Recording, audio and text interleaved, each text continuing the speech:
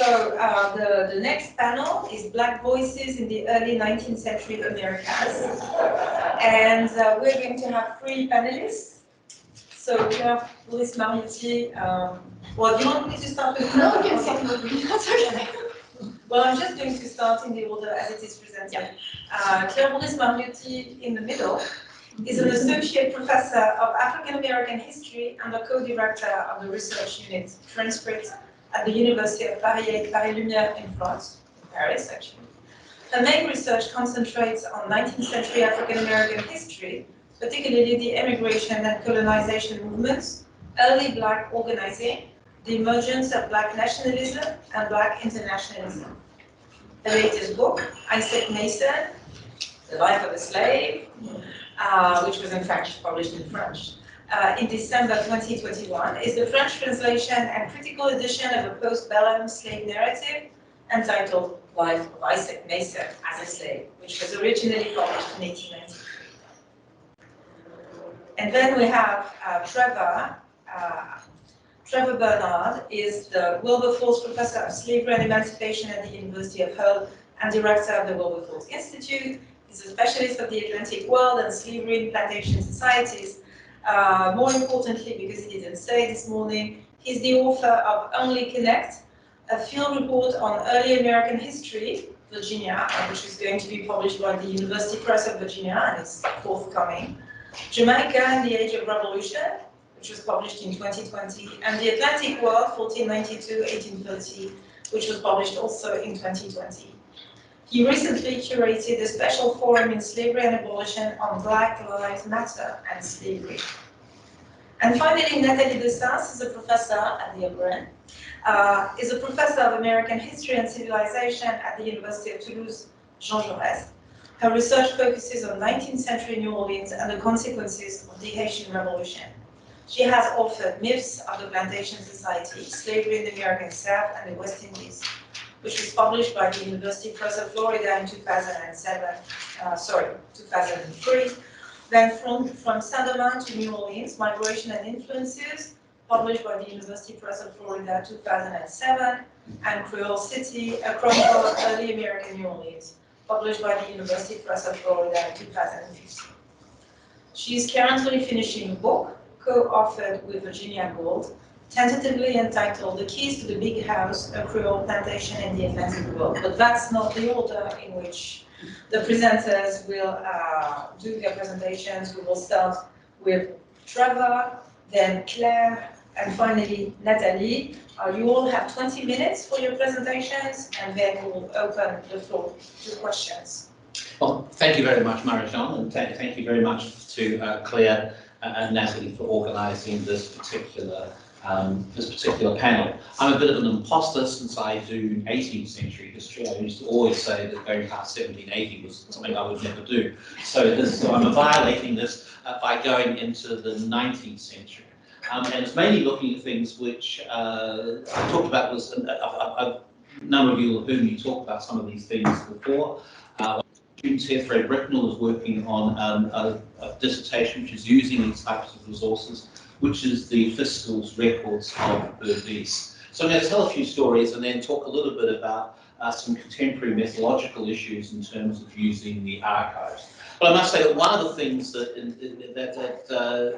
encourages me to look at these things and to look at Black voices in the 19th century and in the 18th century and occasionally in the 17th century as well, is I've spent an awful lot of my career listening to and reading and writing about planter voices, and I'm thoroughly tired of planter voices. I can tell them very quickly, and sometimes I hear planter voices even when people write things on slavery, which purports to come from enslaved people. You think, I don't think so. It actually really comes from what planter voices are saying. The other thing that I want to say, I mean, I always say this to my students, that it's a good idea to say some of the major point of what you're wanting to say in the first couple of minutes, so then therefore you can have an uninterrupted sleep while the talk the presenter is holding forth.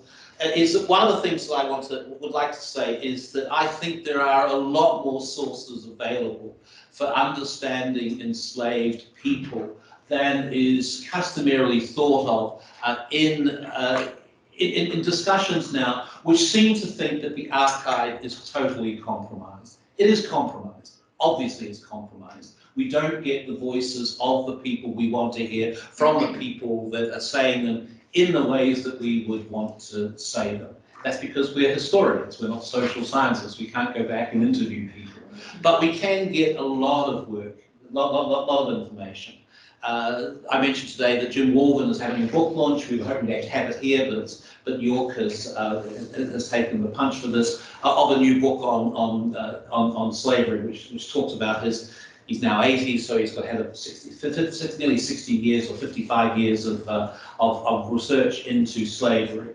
And one of the things he says, and I think it's an important point, is that we know a lot more about enslaved people than we do about other people in similar situations. We know a lot more about enslaved people than we do, for example, about the ancestors of many of us, because I'm presuming the ancestors of many of us come, like my ancestors, from very humble, in fact, very poor backgrounds. And of course, we know a lot about enslaved people because enslaved people were not just people, they were property. So we get a lot of records about the property, which does mean, of course, that the records about them are compromised in this way. We can still trace a lot of things that we want to do about them. I should say also that one of the things that one of the books that Marie-Jeanne did mention, which I published a long time ago now, and it came up this afternoon with Ben Marsh and talking about Thomas Thistlewood, was about a story of Thomas Thistlewood, a person from this region, both from Lincolnshire, not from Yorkshire. So we can say there's bad people in Lincolnshire rather than Yorkshire, which always goes down well in Hull, I gather. But who left a diary of his 37 years with enslaved people. I had to make a choice when writing that book about whose voice did I prioritize? And for one reason or other, I prioritized his voice. I think because of saying what I thought at the time was that I could actually, it was his words, and I could find out something about him. And at that stage, not having been really sick of planters by that stage, I was interested in finding out what made that person tick, and what in essence what enslaved people were up against. If I was doing it again now, I might look at the enslaved people, and I think I'd be braver in looking at that and saying, well, even though these people come to us only through Thistlewood's words, we can actually read against the grain and understand those sorts of things, which is how I guess that's my basic point, is we can read against the grain in looking at enslaved people, and by doing so we can use the tools that we have as historians to make sure that the archive is not totally compromised. I guess one of the things that I would say from that as well, I'm doing a very long prologue to my paper, which is only about 70 pages long. So, but anyway, but a very long prologue to one of the things that I would say is that I think a lot of the comments that people have said about how the archive is compromised come from a particular interpretation, which is very 19th century, which is about slave narratives, where you get narratives written by ex-enslaved people or sometimes enslaved people, which had a degree of completeness about them that you don't get with other types of records. The records that I use, that Sophie White and myself did in a publication, Cecile was in this, there may be some other people here, I can't remember, but Cecile certainly wrote an article in this, and certainly the things that have been done by Cecile, Sophie White, Dominic Rogers, Nathalie as well, about Louisiana, show that there's a lot more material available about enslaved people, but it's fragments. It isn't direct testimony, it's not testimony that comes from the enslaved people themselves, but it is testimony that by the standards of earlier modern history are actually pretty good. Better types of records than we tend to have in general. So my central point is that the archive is not so compromised as to be unable to get at the voices, at the experience of enslaved people, even though we have to use a lot of historical skills to get at those particular records. And those historical skills are things that don't require us to go into what sometimes people say is go into speculation and imagination. I don't think that's the only alternative. It's often put forward, as a sort of simple equation. The archive is compromised. We can't use the archive because we can't get to the enslaved people. Therefore, we have to make up what the enslaved people do. And I think that raises more questions than it answers. It raises more questions, in particular, because we are then we're acting like ventriloquists. We're talking for, we're speaking for those enslaved people in ways that privilege our own experience over the experience of enslaved people. And just because the enslaved people, we may not be able to get direct testimony from them. The testimony we do get from these compromised but not totally compromised sources is sort of enough. So perhaps what I'll do is and many of these things come from the types of things that we've been that have been in the archives. People talking about the archives recently, and I think it's very interesting to me is that one of the things that you hear now is that when people talk about archives, they use the definitive article, the archive, rather than a archive. The archive suggests something, I don't know, much more powerful that I'm looking at the archive as if it's a monolithic type of thing, rather than a whole set of archives, testimony things, all those sort of things, which as historians we've learned over many years to both look at, to trust, but also to distrust as well. And one of the things I certainly would urge people, since I'm now getting in my missionary lecturing mode, hectoring mode, one of the things I think that we could do much more of in slavery is connecting our ideas about slavery studies, about archives, the archives, to work which is done by other scholars in other sorts of areas. I think, for example, that the work done by Robert Schumacher and Tim Hitchcock on the London Poor, the great records of the London Old Bailey, which have been digitised and where they've got thousands and thousands of people who are pleading for their lives usually, and often losing their lives before they get hanged, where they have discussions where they have statements from those people about what their lives are like. And those are compromised records as well. They're terribly compromised because obviously people are saying it in front of a courtroom. They're saying it in front of a courtroom when they say the wrong thing, they're going to get punished, and they might lose their life as a result of it. So the sorts of things that obviously Nathalie Zeman-Davis, Carlo Ginsberg, all those great masters and mistresses of the archives in the past told us are also things I think we could learn and think about with slavery. One of the things that I'd be very interested to know whether Claire or Nathalie think this as well is that it seems to me that a number of people who think about the archive as being compromised are listening to voices, but they're listening to voices that are not so much about the enslaved, they're listening to the voices of the abolitionists, because it is a very abolitionist sort of idea that slavery is uniquely destructive, that being an enslaved person is uniquely terrible. That's very much how Mr. Wilberforce, Thomas Clarkson, all the various people, at least in British anti-slavery, ended up talking about. So I think that there is, and I'd like to say that the people like Sadia Hartman and Marisa Fuentes, who I think, at least in the Anglo world, have been the most important people in bringing forward the idea that the archive is compromised. Sadia Hartman, Professor of English Literature at Columbia, is perhaps the most powerful person in doing that. And I should say, incidentally, if you want to read a really good book, who are looking for my mother, or lost mother, or something like that, about her rather chaotic year as a Fulbright scholar in Nigeria, is one of the most marvelous ways of getting at the various teachings within Africa and African communities. It's very funny as well, and really well worth reading. And she's made a particular point, and she writes very well as also, which talks about how the archives are very compromised.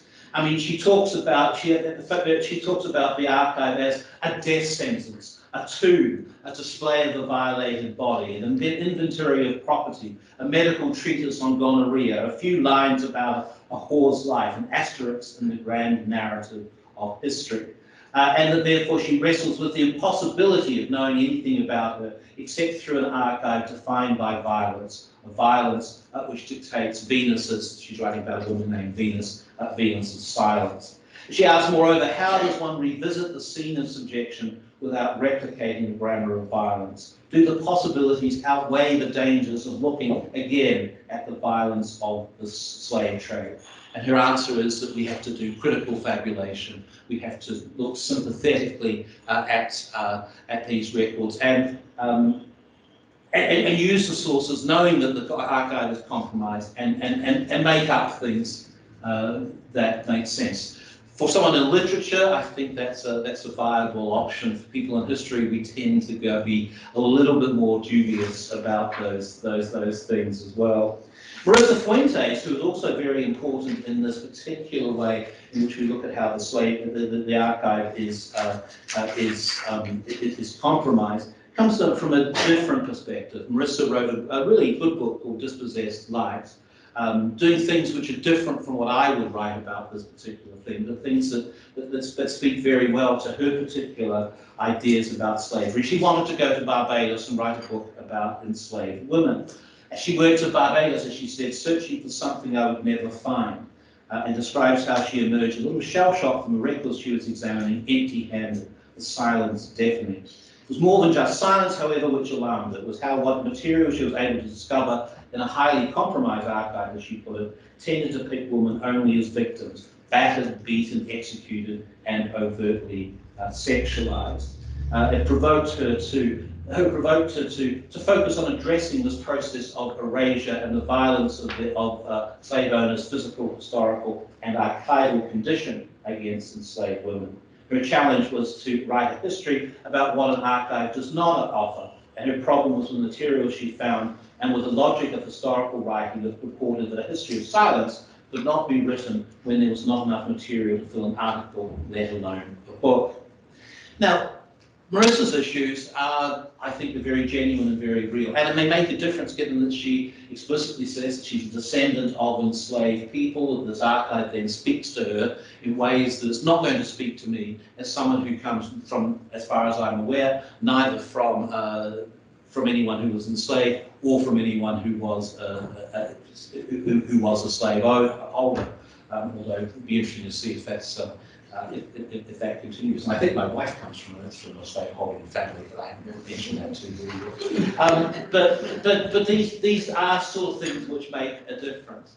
And I think these are things we have to take seriously. But I do think that in many ways in current scholarship, we take these statements about how badly the archive is compromised a bit too much as being gospel, a bit too much as preventing us from looking at what enslaved people did actually say. And I think certainly there are a number of records that allow us to look at what enslaved people do. And I'll just finish it with a few more minutes. I'll finish with perhaps a story from the 19th century, just to give you some idea of the types of things you can find in the archives, which even if compromised, can be used to look at things. There's a story of another woman named Venus. And I think you could do an interesting book on women named Venus and their records in the light of what Saidiya Hartman wants to say. Here's the evidence of a Negro woman called Venus. And one of the things to listen to in the story is not only what she says, but also how the record itself, this comes from a fiscal, mixes first person and third person together. Sometimes this woman is speaking, sometimes someone is speaking for her. There are things which are put down and which are not put in the archives, which means that as historians we have to emphasize all sorts of skills. So I'll just read this out, and then I could think about perhaps how you might treat this particular event. And I won't go into much details about it, but it will say something about how this story does say something about a female experience, an enslaved experience, from which we can get something special about what, or something real about what the enslaved appearance is. So Venus says that she was talking to the record to the fiscal. She says that the driver January directed that nobody was to quit the estate. Everybody must come to his house. I went there and I saw Hans. January said everybody must bring money and give it to Uncle Frederick. Everybody give money. I gave 2 bits, having a child. Hans said he would pull off all the poison that was in the ground, which made the people on the estate die so suddenly. A tub of water was brought by Lindsay Harrow. A handful of grass was put in the water by Hans, who stirred up the water. Some wild canes were also brought by Harry. Hans sent him. Every person stooped down and Hans washed their hair. They danced first. Hans sang the dance called Watermelon Dance. My head began to turn as if I was mad. Didn't know how occasioned this. The first dance she ever saw. Notice the moving was the third person. Whose heads turned in such a manner that they fell to the ground. Were flogged with the wild cane first. If not recovered, he flogged them with a caracara and put guinea pepper in their eyes, which he chewed. All this was done to me, but I could not recover. Had not, nor never does drink rum. I could see and hear everything, but was exactly as if I was crazy. I recovered a little after this last. Is not aware that she accused Frederick of this bad man. Hans said he would make a little child find where the pot of Obia was in. Did not see the pot. Does not know she took the people to Frederick's house. If I did, I'm not aware of it. I know I was there, but I'm not aware what I did. I was in hysterics, constantly laughing, although nothing was said to make me laugh. Afterwards, I went from Frederick's house to January's, where Hans had remained. I went there by myself. He was putting his money in a little packet. I stood at the door. He said that something must go out of my head. He chewed some wild cane and put it in my mouth, and I recovered. I returned to Frederick's house. Do not know of any conversation passing between Frederick and myself. I went again to January's house and find Hans lying on the floor, apparently in a fit, was shaking and trembling very much. Hans got up, someone held his hand and went out of the chamber. I think I could do another 20 minutes on what this all means, or what I think this means. And what I think there is that a compromise archive? It obviously is. We hear the voice of the enslaved woman sometimes in the first person, sometimes we hear it in the third person. We're not sure if it's been reported correctly. We certainly don't even know the language it's in. We don't know how it's been organised by the people writing it down. And a lot of it just seems very strange, doesn't it? It doesn't. It is a way in which you get the idea of what people call the secret transcript. James Scott talks about the secret transcript because this is about Obia, something that enslaved people hid from their masters and mistresses. You only hear about Obia cases when someone dies, when something goes really wrong, and that's what happened in this particular case. And we've had to do a lot more things to it. But that gives, there are many of these stories, and Fred's going to be, when he finishes his PhD, is going to be outlining a number of them, etc. And I eventually, when I finish other sorts of work, will get to have a look at what enslaved women were thinking about Bourhis. I must say, this is an incredible arrogance to me. I'm not only going to be talking about what enslaved people, but I'm going to be speaking for women, for black women in 19th century Bourhis. So I'll have all sorts of things coming down on me in this particular way. But I do think that as an historian, we can try and understand what we look through a glass darkly in the biblical phrase, but we can have some idea of what was going on with Venus in this particular account. And we might not get all of what she does, we may not understand it properly, but we'll do so in the same ways that we had the same ways that if we're looking at a Russian peasant in the 16th century, or we're looking even at a Plantagenet king, or in the medieval period, we will get some way of being able, as historians, to look at this woman. So the archive's compromised, absolutely, but it's not a two. You can excavate some things from it. Thanks. Thank you.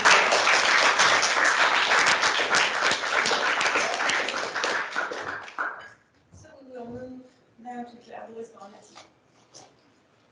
Yes, I have a problem.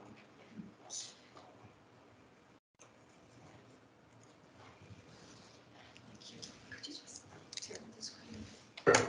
Yes, thank you very much. Okay, so good afternoon. Right. So the purpose of this roundtable was actually to bring to light sources that allow us to hear or listen to the voices of Black Americans, not just the enslaved, in the first half of the 19th century, at a time when American societies were trying to control or even silence them. So we will now travel to the United States, more precisely in the antebellum North, and try to uncover the voices of free people of color through their participation in a new type of specifically Black organizations that emerged in the 1830s.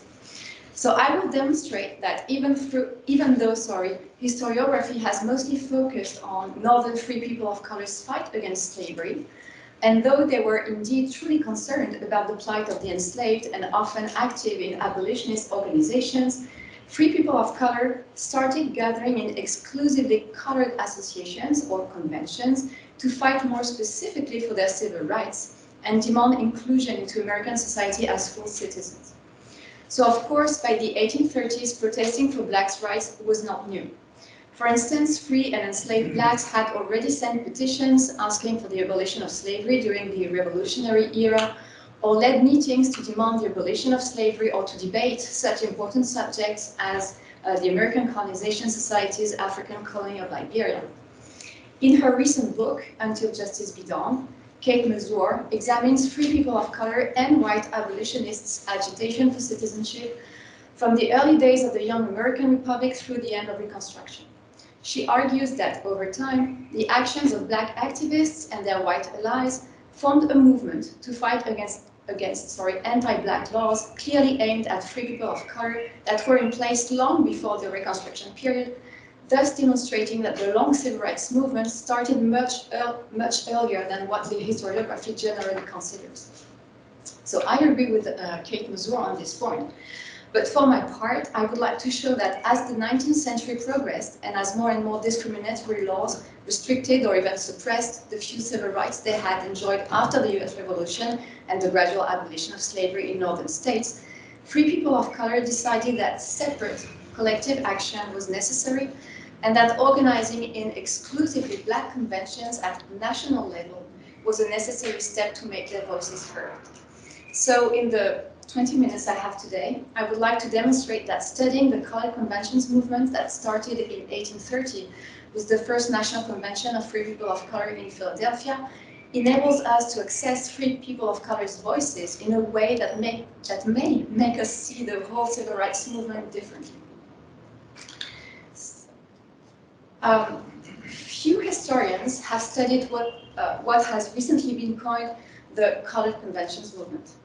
And yet, starting in 1830, a number of more or less prominent or even totally unknown free people of color decided to gather in a body that would not be an anti-slavery or abolitionist society, but an association that would be formed at their own initiative, not at the initiative of their white sympathizers, on a scale that would no longer be that of local churches or even cities or states, but on a national scale, to debate their condition and status within American society.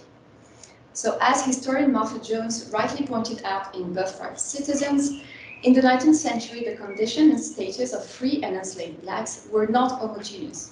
They varied according to place and time. It therefore seems surprising that free people of color may have decided to launch collective action for the obtention of equal civil rights at national level in the antebellum era. Actually, the idea for a national convention of colored people had been defended by David Walker as early as in 1828, when the Massachusetts so-called General Colored Association, which had been founded 2 years earlier, met in Boston. Walker, as you can see here, then insisted on the fact that the primary object of such an association should be to, quote, unite the colored population so far in the United States as may be practicable and expedient, end quote. Indeed, Walker continued, people of color should, quote, form themselves into a general body to protect, aid, and assist each other to the utmost of their power, to ameliorate their condition or that of their posterity, end quote. About 2 years later, free people of color did decide to gather delegates from every corner of the nation and assemble to discuss matters of interest to all free people of color in the country. So, They did so, quote, in accordance with the public notice issued on behalf of the colored citizens of Philadelphia and addressed to their brethren throughout the United States, end quote, meaning that the meeting had been planned in advance and advertised throughout the country. And indeed, and maybe see here, attendees came from at least 9 different states, including Ohio and 3 slave states. One can easily understand why 7 free blacks would not come en masse to this meeting. The long distances people from the South would have had to travel would have been one good reason not to proceed to Philadelphia, not to mention that due to the local restrictions inscribed in the black codes in force in their home states, some would not have been able to travel or even know about the convening of the meeting, or maybe Nathalie will have another explanation for this. Still, there were 3 delegates from Virginia, 1 from Delaware, 4 from Maryland, and 3 honorary members, so most probably attendees who had not been officially appointed by local committees, came from 2 slaveholding states, slaveholding border states, Maryland and Delaware. The proceedings of the convention even insist that, in consequence of not having had timely notice, delegates from other sections of the country did not attend, end quote. So though the purpose of this meeting was not clearly stated in its proceedings, we know the attendees assembled to discuss the condition of free persons of color in September 1830, decided to form, quote, a parent society in the city of Philadelphia for the purpose of purchasing land and locating a settlement in the province of Upper Canada, end quote, which suggests that they focused the purpose of the future conventions on emigration to Canada. However, the constitution of the said society is not that clear on its sole purpose being the organization of emigration to Canada. Indeed, the very name chosen for this society seems to indicate that the first and foremost aim of the society thus created would be to work for the improvement of the condition of colored people in the United States, not in Canada. And that's when they say this society shall be called the American Society of Free Persons of Color for improving their condition in the United States, for purchasing lands, and for the establishment of a settlement in the province of Upper Canada. So surely the convention movement launched in 1830 was born out of an immediate necessity, which was helping oppressed free persons of color find a safe place to live and raise their families, since the idea for this National Color Convention had emerged in response to Cincinnati's enforcement of Ohio's black laws in 1829 and subsequent violence unleashed by white mobs against the city's black community that forced thousands of free black residents to flee the state. The proceedings of the September 1830 meeting very explicitly addressed free people of color, not slaves, and attest that it had been called because, quote, much anxiety has prevailed on account of the enactment of laws in several states of the Union, especially that of Ohio, abridging the liberties and privileges of the free people of color and subjecting them to a series of privations and sufferings by denying them a right of residence unless they comply with certain requisitions not exacted of the whites, a course altogether incompatible with the principles of civil and religious liberty. So the issue truly addressed then was the problem of second-class citizenship as experienced by the free people of color in the antebellum era. It does not mean that the delegates did not care about the plight of the enslaved, but that theirs was a separate or parallel struggle. Anti-slavery and abolition societies had already existed for decades, and a number of free people of color were very active in these societies. Most of the 1830 delegates themselves were agents in the fight for abolition. But this did not prevent them from trying to improve the condition of free people of color. The address, quote, to the free people of color of the United States, which they issued after this first meeting, confirms this idea. The address.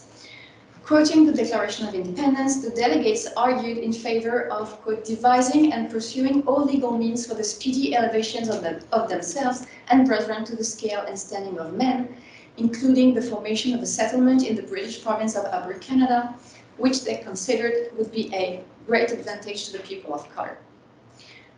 A great incentive was that Canada's language, climate, soil, and productions were similar to those in the United States, end quote. More importantly, Canada would be the ideal place for free Black Americans to become property owners, a right that was refused to most free people of color in the United States, but was considered as a basic requisite to access full citizenship. Therefore, although the 1830 Convention focused on organizing an immigration movement to Canada, I postulate that one must not ignore its other, less immediate but more ambitious intentions, organizing the community at national level and launching a subtle but solid national struggle for equal civil rights.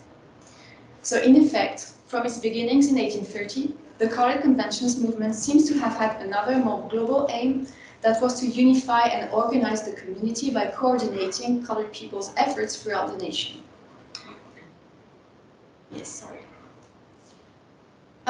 So, quote, with the view of more effectually strengthening a general union among the free people of color, end quote, the convention delegates wished to create local chapters to, quote, open an exchange of views and receive intelligence concerning the operations of the different societies throughout the United States, end quote. Both stay and fight advocates in the 19th century and, more recently, historians have contended that advocating emigration to Canada or any other destination was not compatible with the fight for equal rights in the United States. So I would argue that emigration was not only compatible with, but necessary in this fight, as I see this emigration movement, not a massive one, as an effort to internationalize Black people's struggle. So just as Black abolitionists would tour Europe in search of financial and moral support in the 30 years preceding the Civil War, the members of this and subsequent conventions would seek to expand their sphere of influence to include non-American Blacks in their struggle for civil rights. So I don't have time to develop this point, but it is very central to the monograph I'm currently writing, and from which this paper is just a small extract. So the minutes and proceedings of the Second Colored Convention confirm that emigration was not central to the convention movement, at least in the 1830s. Although the conventional address reprinted in the minutes of the 1831 convention gave some very encouraging and positive information concerning the Canadian settlement, emigration to Canada was not the main subject of the day. In fact, the convention principally called for, quote, the erection of a college for the instruction of young men of color on the manual labor system by which the children of the poor may receive a regular classical education, as well as those of their more opulent brethren, and the charge will be so regulated as to put it within the reach of all, end quote. This plan had been presented by white guests of the convention and sanctioned by its Black delegates, whose preoccupation were less divisive and more US-centered than the 1830 immigration plan to Canada had suggested. Actually, the education and respectability of colored people was clearly central to the 1830s conventions, as it was considered as one possible way to fight the race prejudice and get the respect the Black community had been longing for.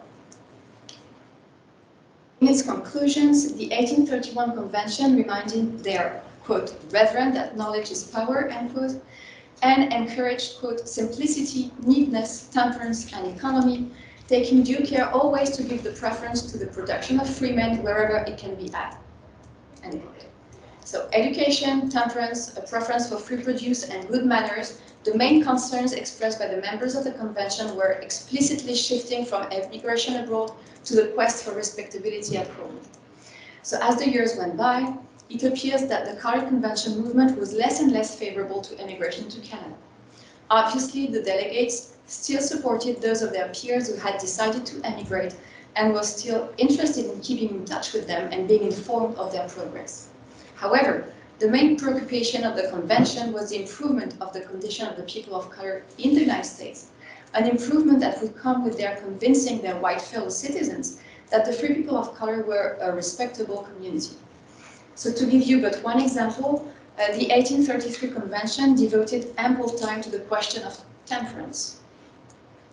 So acknowledging the dangers of intemperance and pressing for the establishment of a number of, quote, temperance societies connected with the different churches and Sabbath schools, the convention recommended the formation of a conventional temperance society, to be styled the Colored American Conventional Temperance Society, that the officers and managers of which be appointed from different sections of the country, and that it hold its annual meeting during the time and at the place of the meeting of the convention, and they also recommended the organization of female societies. So respectability was indeed one of the first steps in the Free People of Color's plan to obtain equality and achieve full citizenship. But this strategy of respectability could only work if all free Black Americans viewed themselves as part of one community, one national community of respectable people. This is why free people of color needed to organize at national level and act as one people regardless of their state of origins or residence. So this willingness to raise among all free people of color a sentiment of belonging to a single community was central to the convention's movement from the start. Gathering less than 1 year after the first convention, the Black delegates and attendees who met in 1831 asserted more distinctly their will to identify and be identified as part of one cohesive community, a group of people scattered throughout the nation, but united by common interests and fighting for a common cause. So, having, quote, witnessed the many oppressive, unjust, and unconstitutional laws which had been enacted in different parts of the Union against the free people of color, end quote, they meant to document the condition of free people of color from every part of the nation, consequently acknowledging their existence as a national community. One of the first resolutions they proposed was that a committee be appointed to institute an inquiry into the condition of the free people of color throughout the United States and report their views upon the subject at a subsequent meeting, end quote. Although they unambiguously identified as a distinct community, they still considered themselves as American citizens, an ambition to convince all Americans, colored or not, that they should be rightfully reckoned as such. According to the convention, free people of color should regard themselves as both part of a distinct community and of American society at large, entitled to all the rights and privileges of American citizens. So in the same vein, the 1833 convention purposely convened for the purpose of devising plans for our mutual and common improvement in this, the land of our nativity, reinforcing the idea of building a national community of free people of color. The 1833 Minutes 3 testified to revived efforts made at unifying the people of color within the nation and assessing its existence as a national community. So I don't have a lot of time, so I guess I will skip this. Sorry about this. So they devised a special form that should circulate, and then it was meant to collect information about all free people of color all throughout the country. So what I would like to show actually is that the conventions were also preoccupied with the fate of their brethren outside the United States, and let's say they were investigating the condition of the Black community at the international level, wherever dispersed, they said. And so one such effort at establishing ties with people of African descent outside the US was encouraged through the establishment of a college at New Haven, whose location, yes, would supposedly help form a fresh tie of friendship with many of the wealthy colored residents in the West Indian Islands, who would no doubt send their sons there to be educated. Yes, I'm just trying. Okay, so in subsequent conventions, they would also invite a number of people from the Caribbean, so here the island of Antigua, also from Haiti, and also people who had lived in Liberia. So this is all part of trying to establish international ties with the free Black community. Skipping. Okay. So that's where we see that they were truly concerned with what was happening outside the United States, and that they were conscious of belonging to some kind of diaspora, a Black diaspora, and so they were trying to unite the community. So I will just conclude, I guess. So as a conclusion, what I wanted to show today was that by reading the minutes and proceedings of the National Color Conventions, we get invaluable access to free Black voices. And this enables us to understand that the antebellum era saw the birth of a collective movement aiming at gathering the free colored community at national and even at international level. This effort at bringing together free people of color from as many states as possible came at a moment when free blacks felt the need to assert their belonging to a community of people with a number of shared interests. Because they were set aside from American society while they strongly desired to integrate it as full citizens, they started gathering in national conventions to organize the community. So surely they were united by their being victims of the race prejudice, but they wished to be united by more than just the color of their skin and their being denied American citizenship. They wished to convince all free people of color, whatever their state of origin, that progress and respect would come faster if they shared their experiences on a regular basis, documented the condition of their peers, and spoke to the rest of the nation and to the world from one common voice. In that regard, the 1830s convention's delegates quickly understood that they also shared a lot with foreign people of color and tried to establish ties with the black diaspora scattered in Canada, the Caribbean, and to a lesser extent, Africa. All things considered, a close study of the 1830s conventions demonstrates that, in that particular decade, free people of color increasingly imagined themselves as part of a specific social and political entity, this being the first step towards considering themselves as agents of a proper nation. After all, according to Benedict Anderson, a nation is, quote, an imagined political community. So one could argue that the 1830s witnessed the formation of an imagined black nation and the birth of black nationalism and internationalism. And I thank you, and I finish with an engraving of a National Color Convention which took place in Louisiana for the first time in 1872, and this is supposed to, you know, lead Nathalie.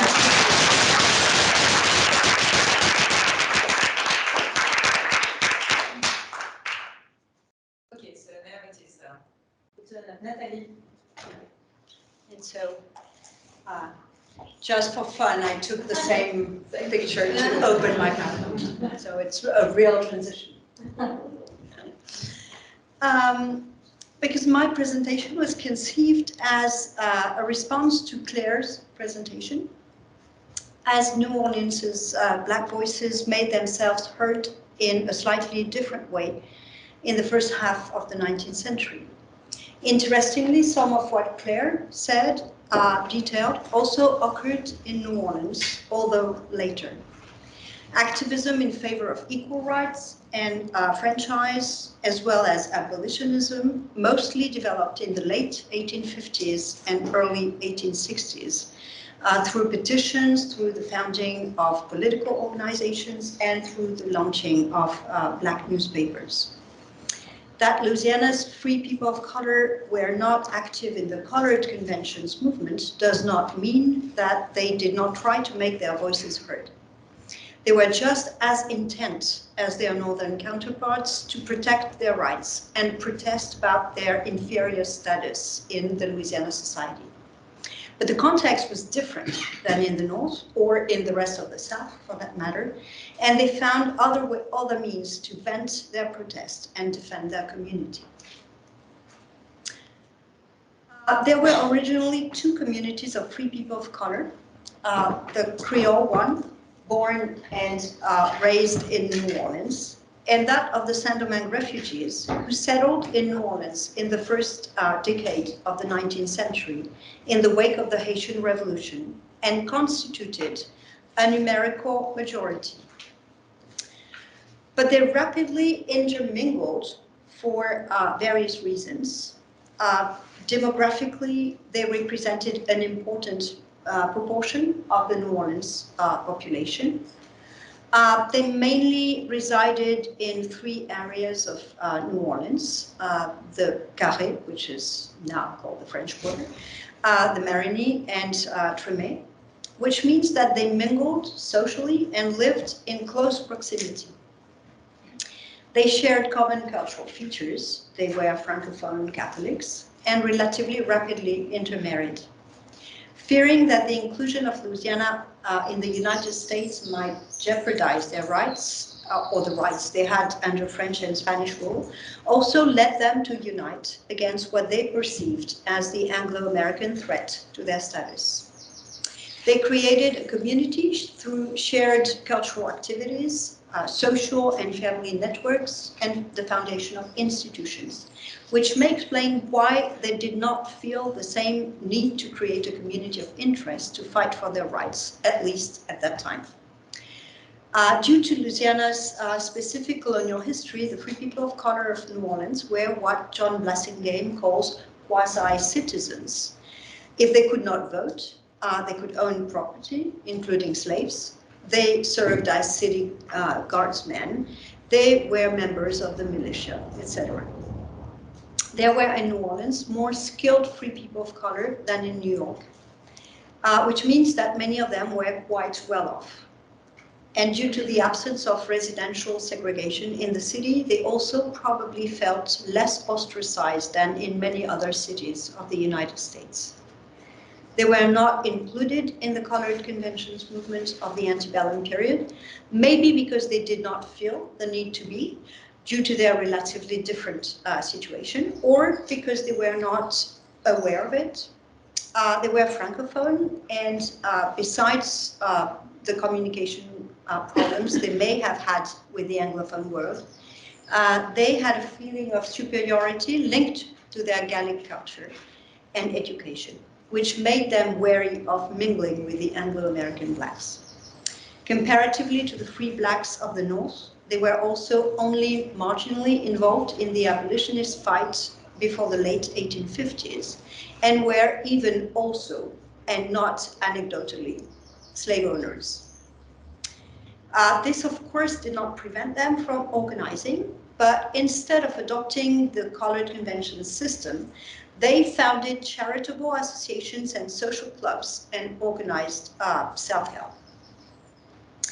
Partly because a number of free people of color were relatively wealthy, some of them even extremely wealthy. I don't know where I am.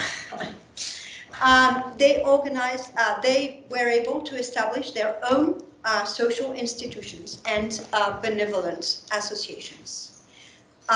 They organized, and I'm indeed a little late, they organized more than 30 such societies, among which the Colored Female Benevolent Society of Louisiana, the Union Bank Society, the Benevolent Association of the Veterans of 1815, the Louisiana Association for the Relief of Colored Orphans, Les Amis Sincères, l'Association Créole, Dieu nous protège, les Francs Amis, les Frères Amis, all mostly in the 1830s and 40s.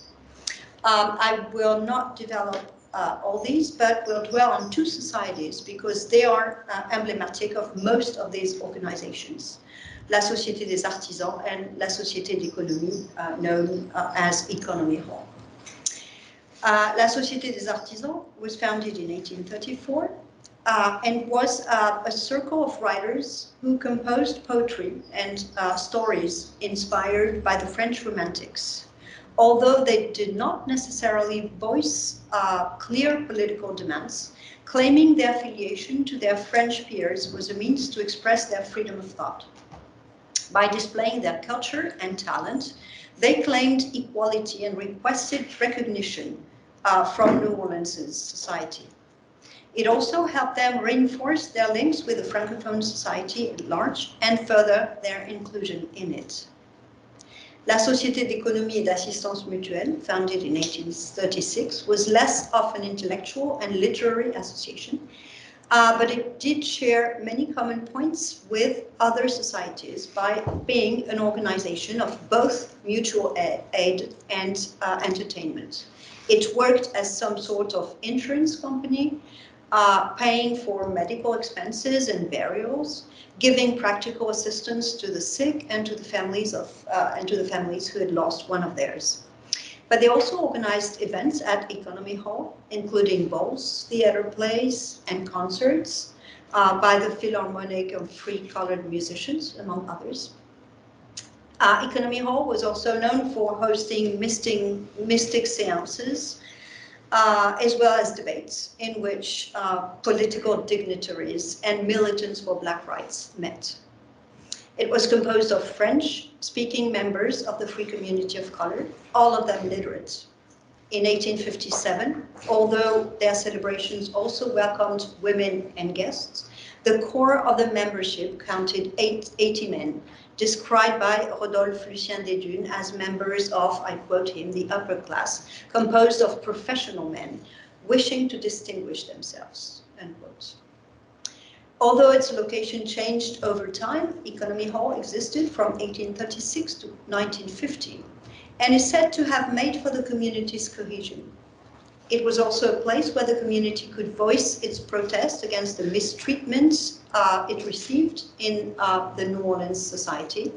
In 1857, a few months after the Dred Scott decision, the society's president, reacting to the increasing racial prejudice Black people were facing, declared, I quote, "May our behaviors always strike down our oppressors, so that in each of us, our miserable enemies may discover the proof that we understand that man was born to live with his equals," unquote.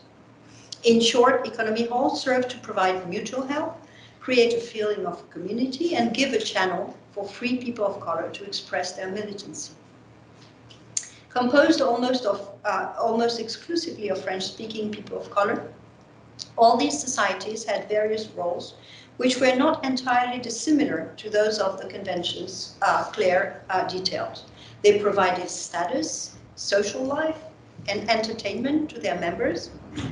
They gave them a sense of community, solved community social problems, sickness, death, poverty, probably making less dire the need to fight for outside help. And their membership and attendance were exclusively Black and almost exclusively French. This social and benevolent activity went together with the founding of schools and religious communities.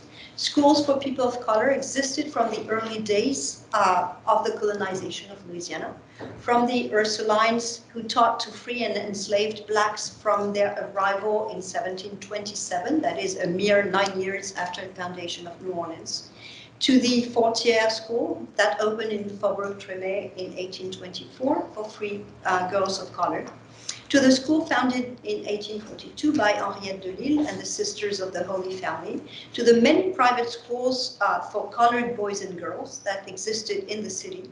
Education, although relatively limited, was available to the New Orleans' free community of color. And by 1850, 1,000 free children of color attended private schools in Orleans Parish.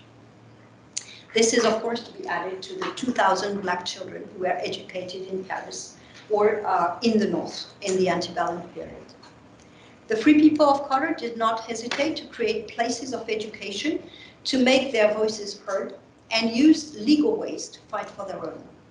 One of the best known examples is that of Marie-Justine Couvent, generally known as Madame Couvent. Born in Africa in around 1757, she was enslaved and shipped to New Orleans, to Saint-Domingue, in the 1760s. She gained her freedom there and fled the island with the flow of the refugees from the Haitian Revolution.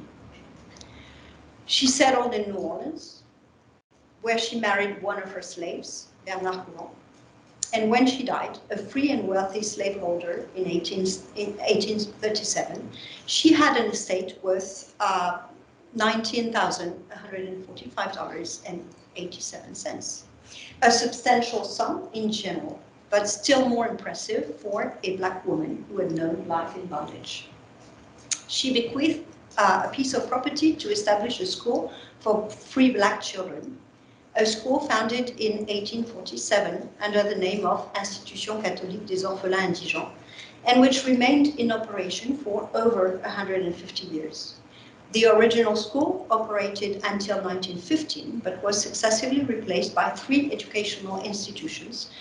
The latest one in 1994, Bishop Perry Middle School, unfortunately did not survive Hurricane Katrina.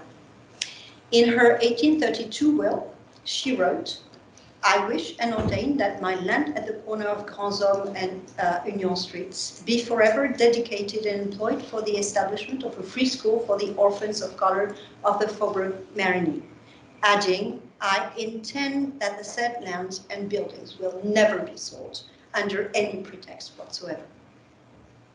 Elizabeth Neidenbach who dedicated her PhD dissertation to Madame Couvent, shows how the city's free people of color built a community through social ties, property, and collective institutions. Couvent's impulse led a community, a group of 10 free men of color to get organized, to found and administer the institution, and to teach young orphans of color in the school that the former slave had envisioned. In 1853, for instance, 240 students attended. The illiterate Marie Couvent thus participated in the development of the New Orleans' free people of color community and to the reinforcement of their capacity to fight for their own and later give momentum to the first civil rights movement in the American South. As Nineteenth-Century argues, the legacy was material, but more importantly, conceptual, as it was a profoundly political act, as giving Black people access to education was a way of breaking white hegemony in New Orleans' society. Education was thus a means of empowerment for the free Black population. Education, Nineteenth-Century argues, I quote her, offered free people of color a way to protect their status and a means with which to contest racial discrimination, unquote.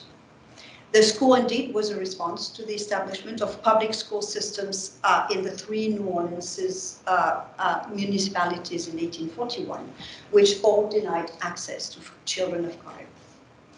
Most of the leaders of the civil rights movement that developed during the Civil War and Reconstruction had connections to the school and helped pass the 1868 state constitution that included integrated public schools. Furthering education also gave them other means to voice their race consciousness. The composition written in epistolary form by the students of Madame Couvent's school and addressed to destinations throughout the Atlantic world, Mexico, Haiti, for instance, revealed the ability of the students to think about racial identity, nationality, and citizenship.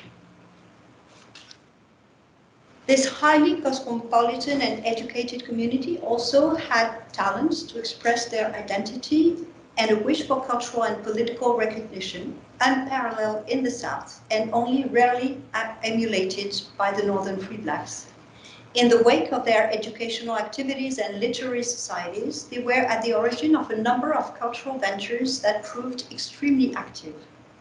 Although they did not gain much visibility outside Louisiana until recently, because of course they all wrote in French, they were well known in New Orleans and served to express the political frustrations and hopes of the free people of color. To give just a few examples, they founded a short-lived literary journal in 1843, L'Album littéraire, Journal des jeunes gens amateurs de littérature, which featured poetry, fiction, and essays by free Black and white authors, in which they expressed their opposition to racism, their progressively reduced civil liberties, and to their lack of recognition. In 1845, Armand Lanus, a free New Orleanian of color, published Les Senelles, a collection of 85 poems by 17 free poets of color. Although they were mostly love poems, they very often discreetly commented on New Orleans' discriminatory society and subtly criticized racial oppression and highlighted their role as champions of social justice. The very publication of the collection was indeed a sign of militancy. In his introduction, Lanus made his purpose clear. On all sides, he wrote, a great need for education is felt. People are starting to understand that in whatever position fate has put us, a good education is an aegis which blunts the bolts thrown at us by disdain and by calumny. It is thus with a great feeling of pride that we see among us every day a growing number of those who resolutely travel the so difficult road of arts and science, each in the direction in which he is gone.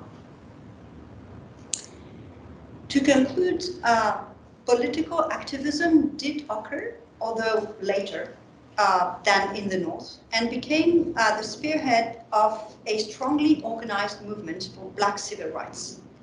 The New Orleans highly educated and closely knit community of free blacks of color, free people of color, started mobilizing in the late antebellum period, and their movement gained momentum during the Civil War.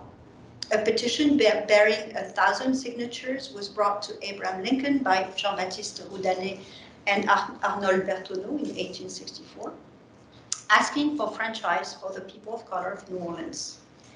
Louis-Charles Roudanet and Paul Trévigne founded two newspapers, L'Union in 1862 and La Tribune de la Nouvelle-Orléans in 1864.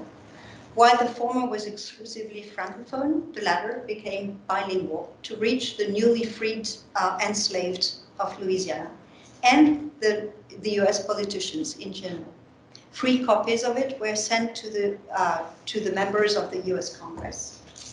Originally bi-weekly, it became the first black daily in the United States. Extremely radical demands were expressed in it, and as in the case of the colored conventions, these activists developed a clear Black Atlantic nationalism with connections to France, England, Mexico, and Haiti. While they had originally started fighting for their own community of free people of color, as did the organizers of the colored conventions, they rapidly included the freed blacks in their demands. They fought for the granting of the franchise, equal civil rights, desegregation of public schools, of public institutions in general, and recognition of their abilities. Because they were educated, aware of their cultural and social status, they never adopted a defensive position. The first state colored convention met in Louisiana in January 1865, and the first national colored convention was organized there in 1872. They founded political organizations, le Comité des Citoyens, also known as the Citizens Committee, and launched organized attempts at obtaining the end of segregation through legal means. As we all know, they organized protest movements against segregation, but even though they managed to take it up to the Supreme Court, it unfortunately ended in the Plessy v. Ferguson decision, and the exact opposite of what they were fighting for. So interestingly, the mode of organization and means of expression of the New Orleans free black community was totally different than in other southern cities and in the north, because it was, as John Blassingame contended, articulate, literate, and cosmopolitan. And thanks to their socio-economic and cultural status, the black community found uncommon ways of expressing their racial, social, and economic philosophies. But as interestingly, these uncommon means of expression also made for the unification of the community, empowered it, and provided ways to further develop political consciousnness and set the basis for the most radical civil rights movement in the 19th century South, and one of the most radical of the period, as Blassingame expresses it, helped to knit the black community together, create a leadership class, foster an awareness of social problems, and promote racial uplift. Thank you.